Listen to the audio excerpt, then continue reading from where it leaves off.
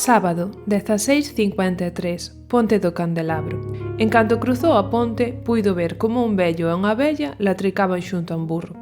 2 metros máis alá da parella, entre a excesiva vexetación que ocultaba o regato, os tenis brancos dun corpo sen vida afogábanse entre as xógaras. «Pouco che levou», comentou o vello a ver á xente.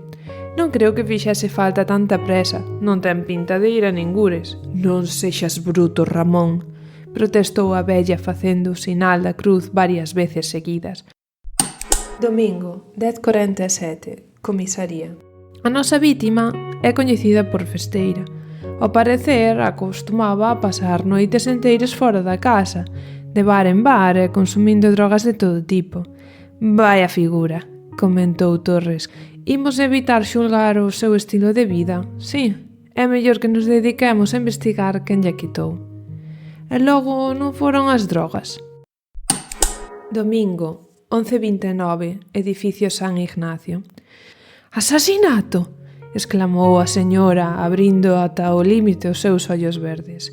«Eu tiñalle ese ruxe, quería compartilo con vostedes, pero non me parecía a min que ese fose o meu lugar». Domingo, 11:42, taberna do Níscaro. «E sábese algo do tema?» «Pouco. Non soltan prenda, Bueno, tanto ten. O caso está claro. Quen se aparta do camiño de Deus, así acaba». Isto que escoitades son só algúns fragmentos de En Brandán, a miña segunda novela. É unha novela negra que trata tanto de esclarecer quen o fixo como de ir coñecendo a víctima pouco a pouco a través do relato das diferentes persoas de En Brandán, a vila ficticia onde transcorren os feitos.